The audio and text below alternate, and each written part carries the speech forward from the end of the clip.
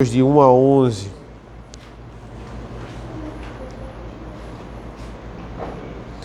Eu já disse a você, não foi? Estera 2 livros antes de Salmos. Eclesiastes são 2 livros depois de Salmos. Tá vendo? Já fica fácil procurar. Eu não sei o que é que eu vou fazer no outro livro agora, né? Qual é a nova? Eclesiastes 2, do 1 ao 11. Assim diz a palavra do Senhor. Eu disse a mim mesmo, vamos, prove a alegria, procure ser feliz. Mas também isso era vaidade. Concluí que o riso é tolice e que a alegria não serve para nada. Resolvi no meu coração entregar-me ao vinho, sem deixar de me guiar pela sabedoria e de me apoderar da loucura até descobrir o que de bom os filhos dos homens poderiam fazer debaixo do céu durante os poucos dias da sua vida. Empreendi grandes obras, construí casas e plantei vinhas para mim. Fiz jardins e pomares para mim e neles plantei árvores frutíferas de toda espécie. Fiz para mim tanques de águas para com eles regar o bosque que reverdeciam as árvores. Comprei escravos e escravas e tive escravos que nasceram em minha casa. Também tive bois e ovelhas, mais do que tiveram todos os que viveram em Jerusalém antes de mim. Amontoei também para mim prata e ouro e tesouros de reis e de províncias. Provi-me de cantores e cantoras e das delícias dos filhos dos homens, mulheres e mais mulheres. Eu me tornei importante e superei todos os que viveram antes de mim em Jerusalém, e a minha sabedoria nunca me abandonou. Tudo aquilo que os meus olhos desejaram, eu não lhes neguei, nem privei o meu coração de alegria alguma, pois eu me alegrava com todas as minhas fadigas, e isso era recompensa por todas elas. Considerei todas as obras que as minhas mãos fizeram, e também o trabalho que eu com fadigas havia feito. E eis que tudo era vaidade, e correr atrás do vento, e nenhum proveito havia debaixo do sol. Até aqui, a leitura da palavra do Senhor. Eu queria pedir ao nosso irmão Zuzá que fizesse essa oração de preparação agora. Presbítero, eu estou chamando todo mundo de presbítero, não posso deixar de chamar alguém de presbítero agora, né? Ok, vamos orar ao Senhor. Oremos, nosso Senhor, nosso Deus, nosso Pai querido e amado. Mais uma vez cá estamos, Senhor, para cultuar a Ti e a Ti somente. Abre, Senhor, o nosso coração e a nossa mente, Senhor. Recebe o nosso culto, que é de coração. Senhor, que a gente consiga aprender a assimilar, Senhor, a Tua palavra, para podermos praticá-la para o louvor da Tua glória. Limpa, Senhor, a nossa mente, que não tragamos o dito hoje. Qualquer problema, qualquer empecilho que mexa com a nossa concentração a Ti, Senhor. Estamos aqui para Te cultuar, novamente digo. Recebe, Senhor, a nossa oração, a nossa adoração, o nosso louvor a Ti. Nosso culto a Ti, mais uma vez digo, recebe. Fala aos nossos corações e abre as nossas mentes. Seja tudo para glorificarmos a Ti, no nome de Jesus. Amém. Amém. Irmãos, eu tenho hoje 2 introduções que elas parecem distintas, mas depois vocês vão entender a conexão entre elas. Primeiro, eu queria comentar sobre a morte de um comediante que aconteceu no nosso país, na época da pandemia, chamado Paulo Gustavo. Era um comediante muito famoso, interpretava vários filmes. E a morte dele, eu lembro que impressionou muita gente. E esse, infelizmente, era o quadro esperado diante da situação que ele estava por causa do Covid. Mas o mais estranho durante as notícias que a gente recebia, que ele estava entubado, que ele estava em recuperação, que talvez ele respondesse em algumas coisas, é que várias pessoas diziam com convicção que ele iria sair dessa. Ele iria sair dessa com vida porque ele era uma pessoa feliz e sorridente. E o riso era o melhor remédio. O riso é a cura. Ele vai sair dessa porque ele é um ser de luz. Muitas pessoas falavam isso. O riso, sim, claro, pode ser um auxílio para muitas coisas, mas ele está longe de ser a cura. É uma das coisas que Salomão vai provar aqui. Quem sabe se eu for uma pessoa alegre, se eu rir de tudo, se eu achar graça em tudo, se eu der um sorriso em cada notícia ruim que me derem, será que isso vai ser a cura? E quantas pessoas boas e alegres, pessoas sorridentes, foram devastados pela Covid? São devastados todos os dias. Foram devastados por essas enchentes que aconteceram no nosso estado. Se existe alguma relação entre a morte e o Evangelho, é que os dois não fazem acepção de pessoas. Quantos tratamentos caríssimos foram pagos para Paulo Gustavo sobreviver, mas nada adiantou. A notícia da sua morte decepcionou. O riso não curou. O riso não venceu. Mas agora vamos falar de flores. Por isso que parece que não tem nada a ver, né? Flores são magníficas. O ser humano adora flores. Temos uma infinitude de flores, graças a Deus. Tem gente até que tem nome de flor. Margarida. E usamos flores para quê? Flores para embelezar o ambiente. Do enterro à festa, ao casamento, nós temos flores. As flores nos trazem um inexplicável senso de beleza. E Deus colocou flores espalhadas no nosso mundo para nos lembrar que beleza importa. Beleza é algo que deve ser considerado. E que a vida não é um resultado apenas fechado de produtos. Flores foram projetadas para atrair as abelhas, insetos. E isso faz a vida perpetuar. E da mesma forma que as abelhas são atraídas pelas flores, nós somos atraídos pela beleza nesse mundo. Ele nos faz admirarmos o que é belo. John Piper, ele vai nos dizer assim: por que assistimos à Copa do Mundo? Por que assistimos ginástica olímpica, que a gente não entende a maioria das coisas que está se passando ali? Por que nós adoramos olhar uma paisagem natural? Por que queremos morar apontados para uma bela vista? Por que queremos morar perto de lugares belos? Porque o nosso coração foi criado para isso. O problema é quando nós olhamos a beleza desse mundo como um fim em si mesmo. O problema é quando encontramos beleza apenas nas flores. Quando achamos que só as flores são belas.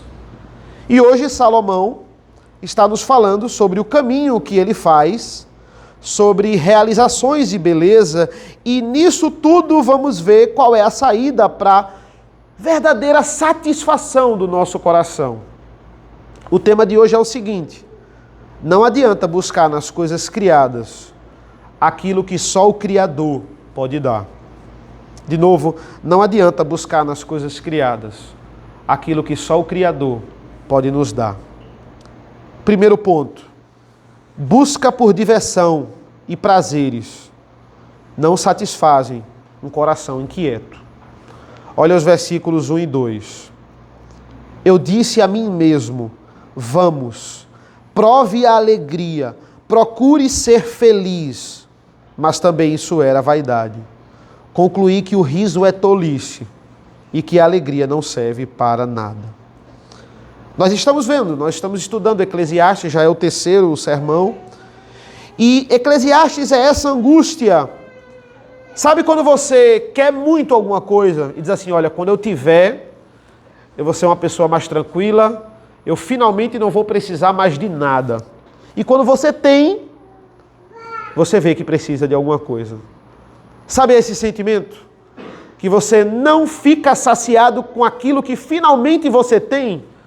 Isso é Eclesiastes. Essa sensação, esse sentimento difícil de traduzir, de regozijo e angústia ao mesmo tempo, é o livro de Eclesiastes, é o complexo livro de Eclesiastes. É aquela angústia amarga no espírito. E no final do capítulo 1, ele nos informa, que olha, eu sou o homem mais sábio do mundo, eu busquei o conhecimento e eu só tive mais tristeza. Ele vai dizer, quanto mais conhecimento eu tive, eu aumentei a minha tristeza. Então Salomão começa a provar outras modalidades da vida. Olha, conhecimento não me trouxe saciedade. O meu coração ainda está inquieto. Quem sabe no prazer e quem sabe na diversão. E olha, relacionamentos, diversão, prazer. Eu ir para uma festa, eu me encontrar com os meus amigos, eu juntar uma noite, a gente se reunir, a gente rir, a gente conversar. Tem algum problema nisso? De forma nenhuma. O problema é quando usamos isso para apagar o que tem de errado no nosso coração. É isso basicamente os versículos 1 e 2. Ele começa a falar de se alegrar. Olha, se eu rir de tudo, será que eu não vou ser feliz? Se tudo eu achar graça, se tudo eu devolver com um sorriso no rosto, será que eu não vou ser feliz? Será que eu posso colocar minha esperança nisso? Quer ver que a gente faz muito isso? Você diz, não, eu não faço isso. Eu sei separar muito bem as coisas. Quando você está lá trabalhando, e o trabalho está um pouco monótono, aí você diz assim, não, mas pelo menos no final do dia eu vou para uma festa. Aí você diz assim, eu estou trabalhando, está chato aqui, mas no final do dia vai ter aquela festa aí. E aí você começa a arranjar motivos para ficar alegre por causa da festa da noite. Ah não, eu gosto muito de cinema, então eu estou lá hoje eu vou dar 10 aulas, uma sequência da outra, quase sem almoço. Aí eu digo, não, mas pelo menos de noite tem aquela estreia daquele filme, e aí eu começo a ficar mais feliz, Eu trabalho mais feliz, por quê? Porque eu estou dando aula? Não, porque de noite vai ter o filme. E aí eu digo, o filme está chegando, 4 horas, 5 horas, 6 horas, eu vou para casa, vou me arrumar, o filme está chegando, e ali, a alegria está ali, a alegria da minha vida está naquele filme. Ficamos felizes quando lembramos que o que a gente vai fazer logo após aquilo que está chato vai nos agradar. Ficamos felizes com a possibilidade da diversão. E muitas vezes somos movidos por isso. Terminamos movidos pela diversão, pela viagem. Parece que você só vive esperando a parte 2 da temporada, Esse mês vai ser o quê? Vai ser monótono, porque não tem a continuação da temporada, A gente só vive esperando o próximo filme. Só vive esperando a próxima festa. Só vive esperando a próxima viagem. Olha, Douglas viajou agora, Foi bom, mas vamos lá para a próxima, Vamos planejar a próxima, senão a vida não tem sentido. Será? Será que a vida não tem sentido se a gente não planejar essas diversões? É isso que ele vai dizer. Olha, no final, tudo isso é vaidade. Quando passa, passou. A vida continua. Fica aquela sensação. Vaidade a gente está vendo, a palavra de vaidade é uma palavra difícil de traduzir. É literalmente vapor. É vapor, é aquilo que você não consegue agarrar. É aquilo que você não consegue dominar. É tentar pegar fumaça com a mão. Isso é a vaidade aqui. A vaidade não é embelezar, não tem nada a ver com isso. É efêmero, é passageiro. E ele vai dizer, olha, quando ele diz assim, concluir no versículo 2, que o riso é tolice, esse tolice, ele é mais bem traduzido como loucura. Talvez na ARA, na revista atualizada, tem loucura, eu concluí que o riso é loucura. Jay Adams vai dizer, é algo bonito por fora, mas dentro é vazio, é fingimento, algo que parece bom, mas não resolve o problema.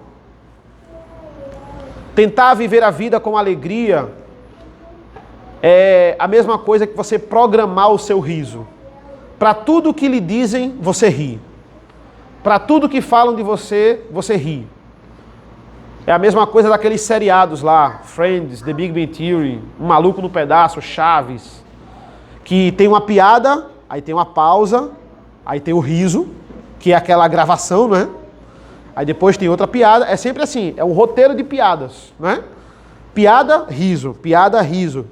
O que é que o roteiro está lhe dizendo? É a hora de você rir. Ria agora.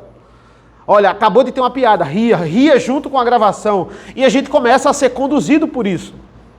Salomão dizia, viver uma vida de alegria é viver uma vida assistindo essas séries, rir, aconteceu isso, ria. Será que isso vai saciar o meu coração? Não, é vaidade. Salomão conclui, não dá, não tem alegria, não tem satisfação no riso. Vamos para outra modalidade, versículo 3. Resolvi no meu coração entregar-me ao vinho. Olha, quem sabe se eu beber bastante, sem deixar de me guiar pela sabedoria e de me apoderar da loucura, até descobrir o que bom os filhos dos homens poderiam fazer debaixo do céu durante os poucos dias da sua vida. Olha, risada não deu certo. Quem sabe bebida. Se eu viver bebendo, eu vou ser feliz.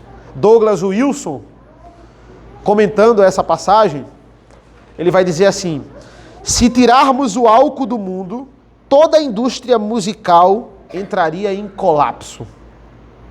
Não é não? Se a gente tirar o álcool do mundo, quantas pessoas iam ficar desempregadas? Cantores sertanejos, não é? Quantas pessoas anseiam pelo fim de semana?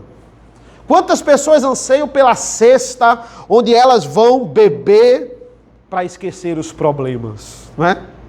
Para esquecer as dívidas. Tem tanta música que fala sobre isso. Tem tanta gente ganhando dinheiro com músicas de bebida, não é? Douglas Wilson, ainda continuando, ele vai dizer, olha, 5 vezes bebida é mencionada na Bíblia. 5 vezes. Primeira vez, de forma sacramental. Tem bebida na Santa Ceia. Tem bebida, é vinho. Segundo, de forma festiva. Salmo 104 fala sobre o vinho como forma festiva. Terceiro, para matar a sede ou em uso medicinal lá em Timóteo. Olha, está com problema no estômago, toma vinho, Timóteo. Não tem problema não. Quarto, para prazer e regozijo, para trazer alegria para uma festa, Jesus transforma a água em vinho. E a única vez que a Bíblia fala de vinho, fala de bebida no sentido proibido, é quando eu quero me embebedar. É quando eu quero afogar as mágoas para fingir que a dor não existe através do vinho, através da bebida. Esse é o pecado. Ele está dizendo, olha, eu me entreguei ao vinho. Aí vê o que ele diz, olha que interessante.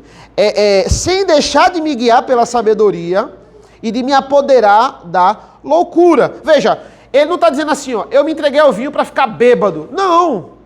Salomão está dizendo assim, não é que Salomão estava correndo bêbado pelos cantos do palácio, só bebendo de manhã. Não. Ele está dizendo assim, olha, as pessoas, elas apreciam um bom vinho, o sabor, a bebida alcoólica tem o seu sabor, tem a sua variedade.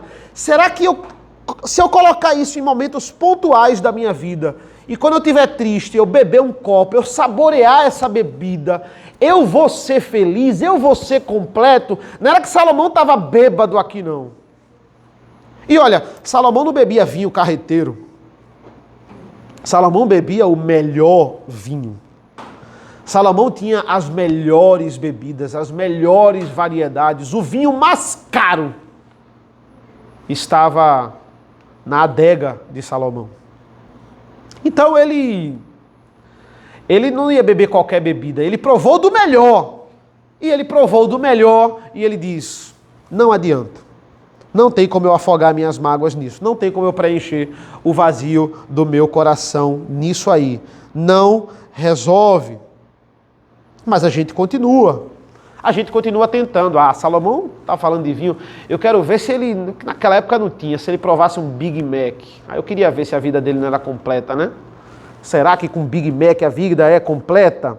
A gente segue tentando substituir as coisas. Eu não gosto de vinho, eu não gosto de bebida alcoólica. Agora bota um bolo de chocolate aí, para ver se minha vida não é completa, né? Um sushi. Aí sim, uma barca, né? Aí sim a minha vida vai ser completa, né? Mas a gente segue tentando. Ele vai tentar procurar satisfação agora no que muitas pessoas procuram. Quem sabe nas mulheres. Quem sabe na satisfação do sexo. Olha o versículo 8. Depois a gente vai voltar para o 4. Mas olha o versículo 8. Amontoei também para mim prata e ouro e tesouros de reis e de províncias, provi-me de cantores e cantoras. E agora, olha, e das delícias dos filhos dos homens, mulheres e mais mulheres. Versículo 10.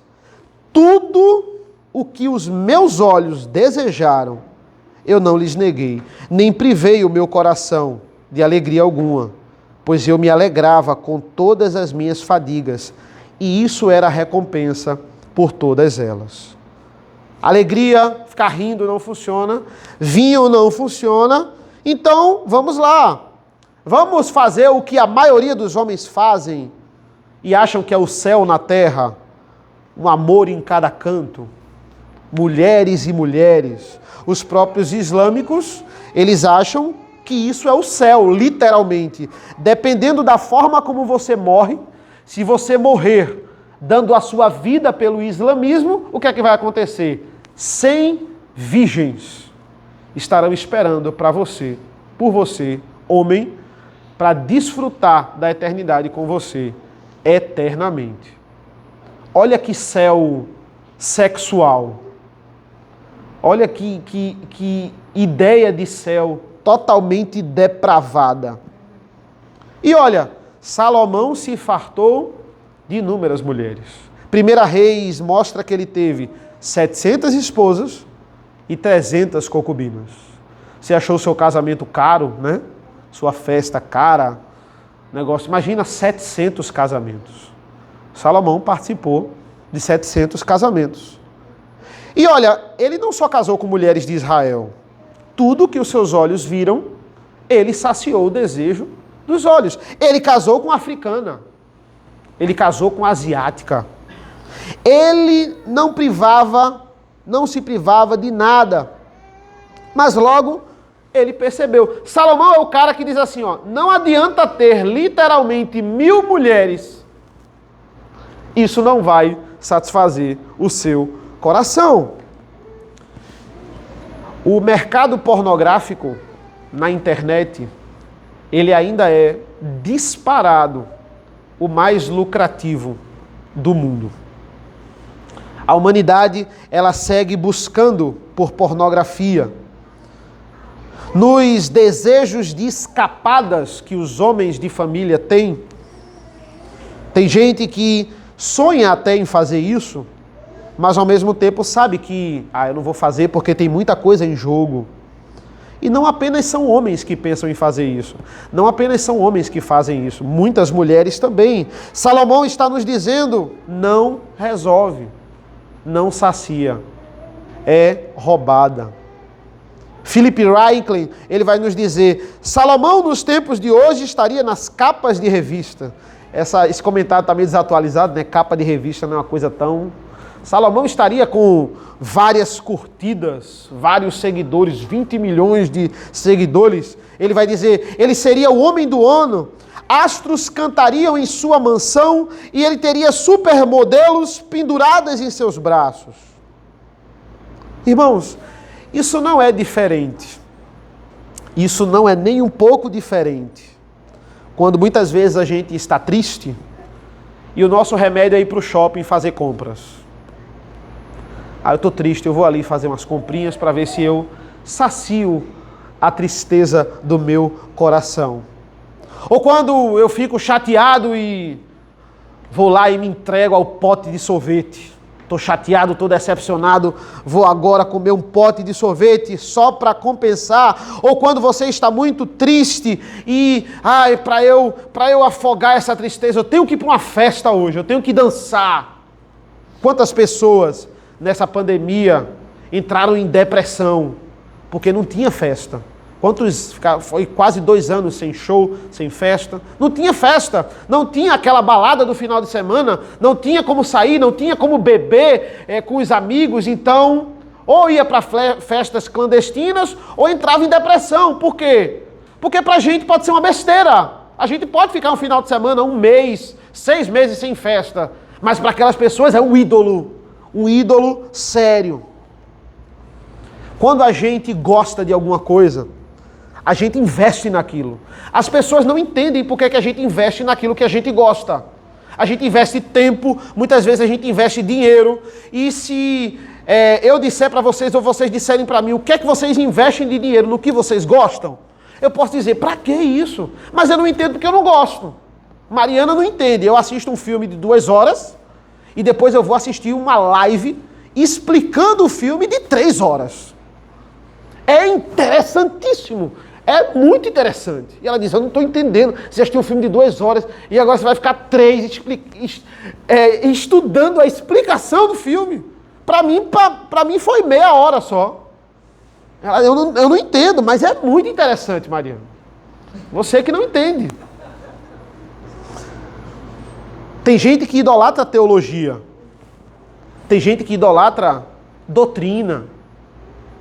Adora uma polêmica, gosta de saber mais do que os outros, tem uma capa de santo, mas no fim é a mesma vaidade daquele que sai para fazer compras no shopping. Ah não, porque eu conheço teólogo fulano de tal e faço aquilo ali e sei mais do que você. Nada contra viajar. Se eu tivesse dinheiro, eu viajaria todo final de semana, não dá, né? Tem um domingo, né? Mas todo feriado eu viajaria. Mas a gente também facilmente pode tornar a viagem ídolo. E calma, veja, adquirir bens, querer um carro melhor, querer morar numa casa melhor, ser ambicioso nisso, tem algum problema? Não. Viajar tem problema? Não. Estudar para você querer um mestrado, um doutorado ou uma especialização e querer saber mais, comer, se divertir, essas coisas não são perversas em si. Vocês acham que Adão e Eva não se divertiam? Lá em casa, às vezes, eu fico pensando, Adão e Eva não tinha internet, não tinha isso, mas peraí, calma. Era só os dois, no mundo, os animais não mordiam, sei lá, ele podia montar no leão e sair cavalgando. Isso é muito divertido. Ele podia nadar até a África, sei lá. Será que é o que ele fazia, né? Mas não tinha divisão ainda, né? Mas eu fico pensando, o que é que Adão fazia, né? Para se divertir. Tinha muita coisa para fazer. Não tinha pecado, não tinha dor, não tinha cansaço. Isso era muito bom. Eles se divertiam? Claro que se divertiam. Não é pecado se divertir. O problema que Salomão nos fala é tentar achar na diversão o sentido da vida. Se acharmos que as nossas festas é o sentido da nossa vida, é vaidade, é vapor. A gente vai se frustrar de novo e de novo. A gente pode terminar como Salomão, pulando de um prazer para outro. Olha, isso aqui não deu, vou tentar outro. Vou aumentar a dose, vou ter mais mulheres, quero ver se agora não vai. E sempre se frustrando. Isso não faz mal apenas só para o seu corpo. Isso nem chega perto do pior que pode acontecer com você. Na tentativa de preencher esse vazio, muitas pessoas acabam entrando no que nós chamamos de amnésia espiritual. A gente está procurando tanto, pulando tanto de um prazer para outro, que a gente começa a esquecer que tem esse vazio. E aí é a pior fase. É a amnésia espiritual.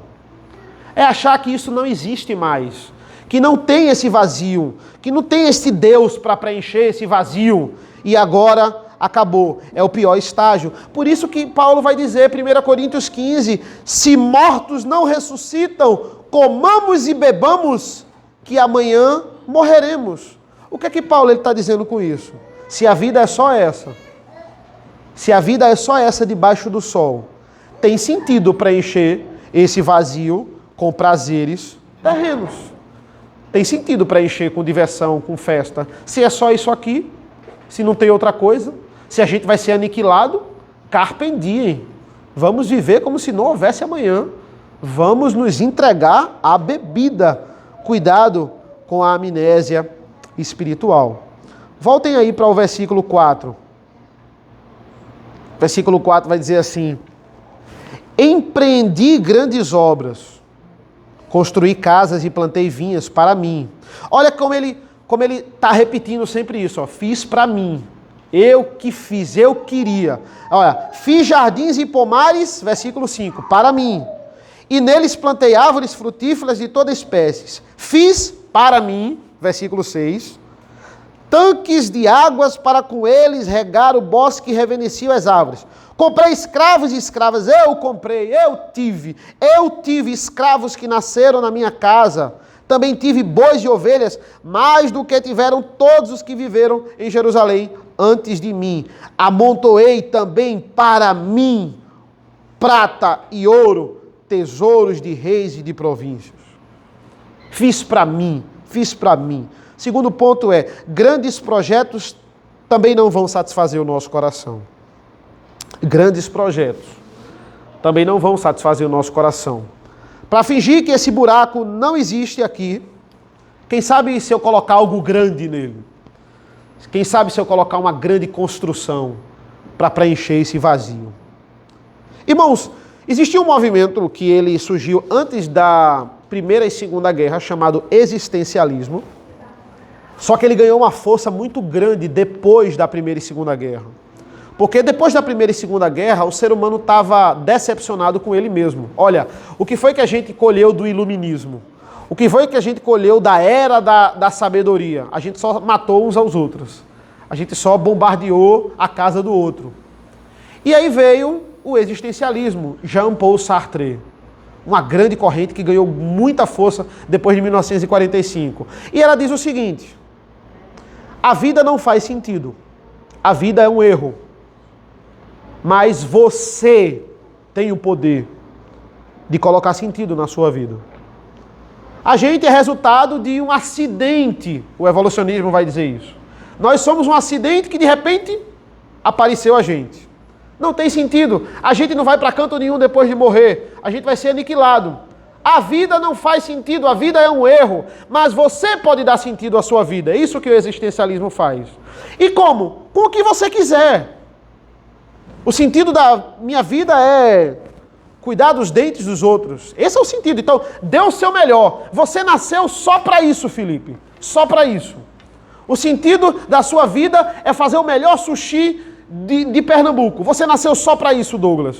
Dê sentido à sua vida fazendo só isso. Dar aula, dê a melhor aula, porque você só nasceu para isso, Zuzá.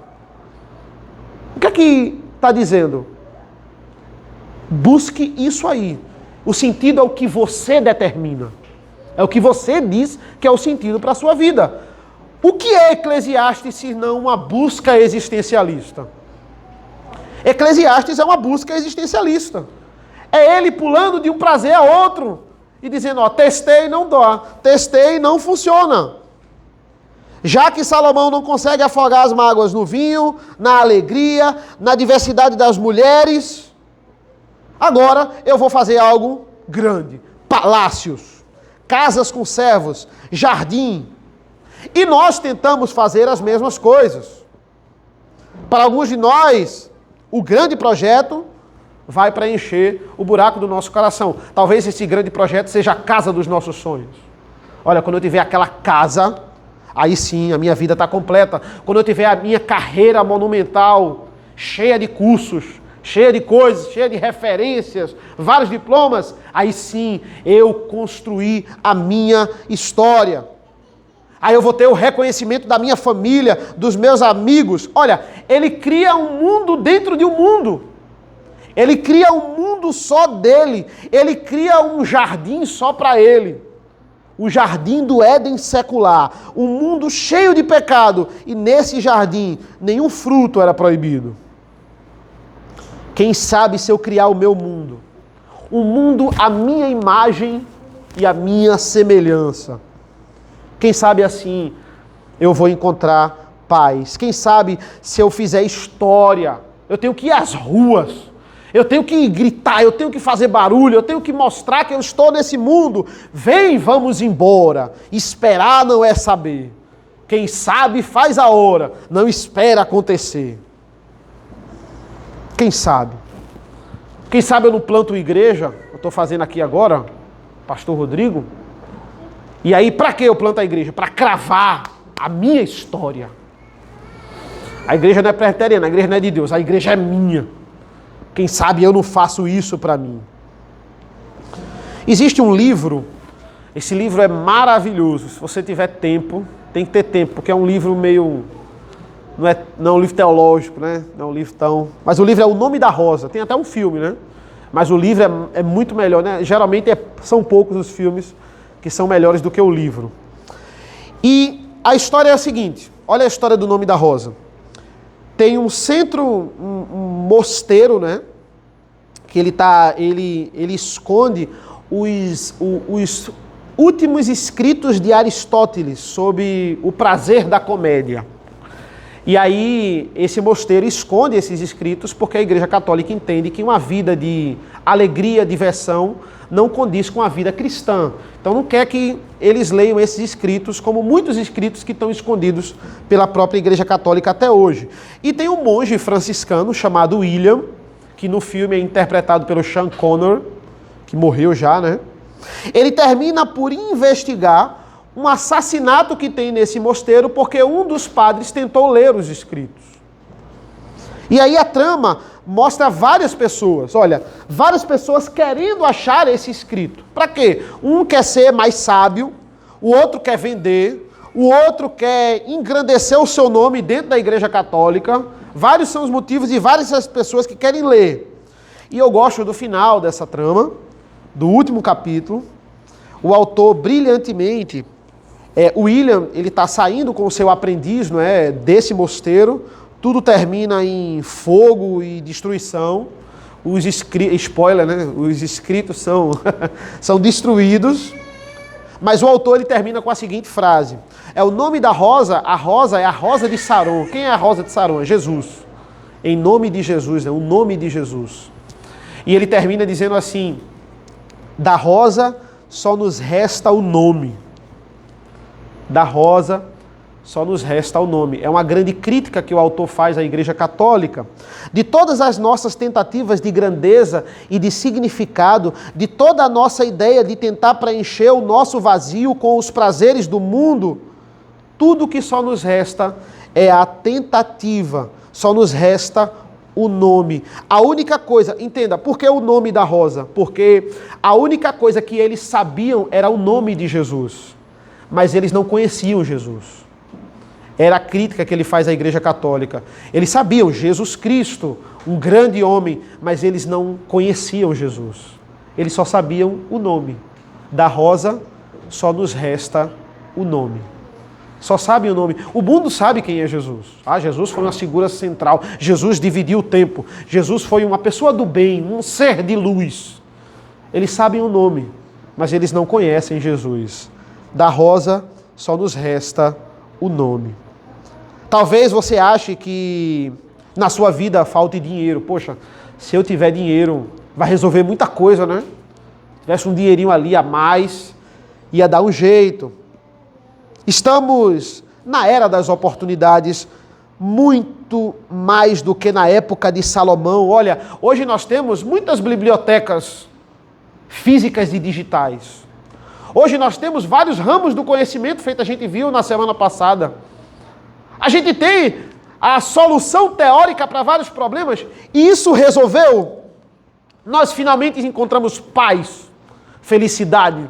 A vida agora, finalmente, com a tecnologia, com as coisas, com as inovações, ela está completa e agora ninguém mais vai guerrear. Não tem mais guerra, só paz. Finalmente alcançamos o conhecimento pleno. Será? Não. Essas coisas não preenchem o vazio no nosso coração. Se eu me tornar um grande médico, se eu me tornar um grande programador, um grande pastor, um grande empresário, aí eu vou encontrar o que eu quero. Salomão está nos dizendo, isso é vaidade, isso não é nada. Irmãos, o nosso último ponto está aqui nos versículos 10 e 11. Ele vai dizer o seguinte: eu já li, não foi? Tudo aquilo que os meus olhos desejaram, eu não lhes neguei, nem privei o meu coração de alegria alguma, pois eu me alegrava com todas as minhas fadigas e isso era recompensa por todas elas. Versículo 11. Considerei todas as obras que as minhas mãos fizeram e também o trabalho que eu com fadigas havia feito. E eis que tudo era vaidade e correr atrás do vento, e nenhum proveito havia debaixo do sol. Tudo isso serve para quê? O que nós buscamos com os nossos esforços? Por que queremos tanto ser grandes? Por que a gente quer tanto ser notável, quer ser visível? Porque o ser humano, ele está atrás do propósito dessa vida. Ele está atrás da beleza dessa vida. Precisamos já achar essa beleza a qualquer custo. E olha, Salomão tinha tudo, irmãos. A gente só esqueceu de uma coisa. Olha o versículo 8. Ele vai dizer, olha, provi-me de cantores e cantoras. Salomão enchia a casa dele de música. Salomão contratava os músicos mais caros para a casa dele. E ficavam cantando lá na casa dele, rodeando o castelo. Ele enchia a casa dele de música. Música tem esse poder, inspira a gente, anima a gente, encoraja a gente. Mas no final o vazio volta, não importa. Tudo que a gente tenta preencher não encaixa. Salomão estava desesperado. Quem sabe a estética vai me ajudar. Quem sabe se eu preencher a minha vida com coisas belas. Quem sabe se eu encher a minha casa de arte, de cultura, música, quadros, coisas belas, construções monumentais. Achamos que vamos encontrar coisas belas e totalmente preencher o nosso vazio. A gente tenta tapar esse vazio igual aquelas pessoas que sobem nos montes. Olha, eu vou subir no monte para ficar mais perto de Deus. Eu vou, no final da minha vida, viver no campo. Não porque eu gosto de viver no campo, porque lá Deus vai me ouvir melhor. Lá tem o silêncio do campo, não tem a agitação da cidade. E aí Deus vai me ouvir mais naquela tranquilidade. Mas a beleza não é a chegada nesse caminho. A beleza desse mundo, as coisas que a gente vê de belo, são placas de sinalização. São placas mostrando quanto falta para chegar no mais belo, na vida eterna, na salvação. O nosso problema é que a gente acha que a placa é a chegada. Não. A placa é a sinalização. Olha, não é tão belo, não é tão bonito, não tem coisa tão bonita nesse mundo. Isso é um vislumbre do céu. Isso é um vislumbre da sua vida eterna. Isso é um vislumbre de Deus. O problema é que o ser humano acha que a placa é a chegada. A placa só mostra o caminho, mas a placa não é a chegada. As belezas podem ser diversas. Tem gente que acha beleza num drift de um carro, num contorno do vestido, na rima de um poema. Para mim, a beleza da vida é eu brincar com a minha filha, é eu brincar com o meu cachorro. E a gente fica na ilusão de que isso basta para a gente, de que isso vai preencher o nosso coração. A parábola do filho pródigo. Olha a parábola do filho pródigo. O filho mais novo estava tentando tapar o vazio do seu coração. E ele faz tudo o que Salomão fez. Prova de tudo. Pega a fortuna e gasta ela com tudo. E após comer comida de porcos, ele vai perceber, olha, até os funcionários do meu pai comem melhor do que eu. Eu vou lá pedir um emprego ao meu pai, porque pelo menos eu não vou comer comida de porcos. E o que é que o pai faz? Recebe ele de braços abertos. Dá uma festa. Recebe ele com amor e festa, como filho amado. E ele percebe que tudo o que ele precisava sempre esteve na casa do pai. Jonathan Edwards vai nos dizer sobre beleza. Ele vai dizer o seguinte, abre aspas, por Deus ser infinitamente o maior ser, Ele infinitamente é o mais belo, Ele é o mais excelente, e toda a beleza se encontra nele. é um reflexo dele. Todos os raios difusos desse ser infinitamente glorioso e brilhante. Deus é a fonte de toda a beleza. Quando o seu coração corre atrás de beleza, é porque ele está procurando a fonte daquela beleza.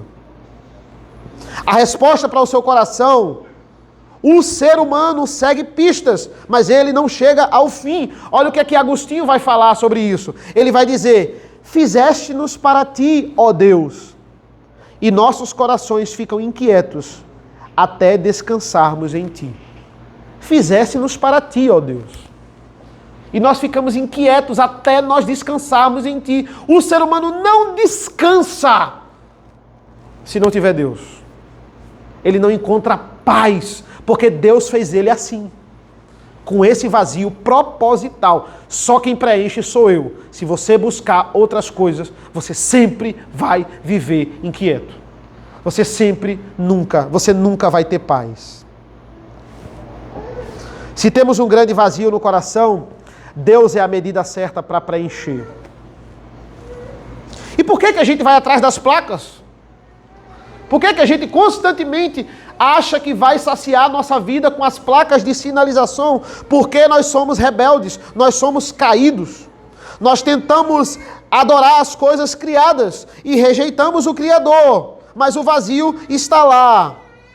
E não podemos esquecer ele, não podemos. Uns tentam esquecer, uns tentam ignorar, uns tentam tapar com outras coisas, com pistas de beleza, com vislumbres de beleza. Quem sabe essa satisfação de beleza vai ser suficiente? Porque se eu tiver que adorar Deus, eu vou ter que lidar com um Deus santo, com um Deus justo. E ele vai mostrar o meu problema real. E aí é bronca. É melhor eu tentar ficar com a placa aqui mesmo, de sinalização, com a satisfação aqui, ficar pulando, do que lidar com um Deus justo, e ele está me mostrando e escancarando o meu problema e o meu pecado. Não, eu prefiro ficar onde eu estou. Felizmente, o nosso irmão mais velho não é o irmão mais velho da parábola do filho pródigo. O nosso irmão mais velho é Cristo. O irmão mais velho do filho pródigo, ele se irrita com a festa. Ele se irrita com a música, com a dança, por causa da nossa vida. Ele não é um irmão que se ressente da nossa tolice. Jesus não é esse irmão. Ele é o irmão que faz o que o irmão mais velho deveria ter feito nessa parábola. Ele vai até o nosso país, onde nós estamos desgarrados, e nos traz de volta para a casa do Pai. Ele está acima do sol e vem no mundo abaixo do sol, se faz carne e nos traz de volta para a casa do Pai. Ele não tinha qualquer beleza, como diz a música, né? Como diz Isaías, ou majestade para nos atrair. Nada havia na sua aparência. Ele sai de um ambiente belo para um ambiente sujo, com uma cruz horrível. Ele faz isso para que a gente encontre o caminho de casa de volta. Pedro vai nos dizer: toda a carne é como a erva, e toda a sua glória como a flor da erva. Seca-se a erva e cai a sua flor. A palavra do Senhor, porém, permanece eternamente. C.S. Lewis, cristianismo puro e simples. Há todo tipo de coisa que esse mundo oferece, mas nenhuma dela, nenhum prazer cumpre a sua promessa. Precisamos mergulhar nessa verdade. Jesus Cristo é o irmão mais velho. Devemos parar de tentar preencher o coração com essas coisas terrenas. Em Cristo há paz, em Cristo há verdade, há felicidade. Enquanto nós não podemos estar nesse jardim do Éden restaurado, nós rimos como quem chora no mundo passageiro. Nós choramos como quem ri no mundo que está para chegar.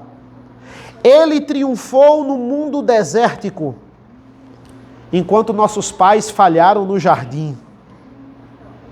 Ele morreu numa árvore seca, para que eu e você fizéssemos parte da videira. Por meio das flores dessa vida e morte, Ele prepara o caminho para comermos os frutos da árvore da vida. Ele venceu no feio o que os nossos pais falharam no belo. Ele falou, Jesus Cristo falou: considerem os lírios do campo, eu cuido deles como cuido de vocês. Não é à toa que ele é chamado de totalmente amável. Da rosa desse mundo, nós sabemos muito mais do que o nome. Nós cristãos, nós eleitos.